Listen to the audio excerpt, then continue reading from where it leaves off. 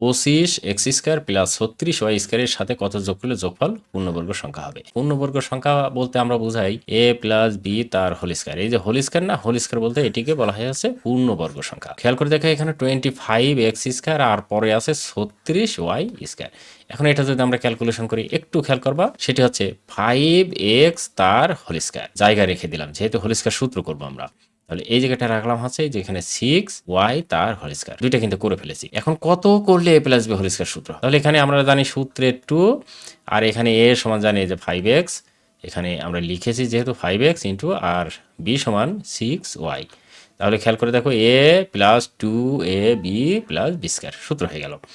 এখন এটা যদি ক্যালকুলেশন করি তাহলে এরকম হয় 5x প্লাস 6y তার হোল স্কয়ার।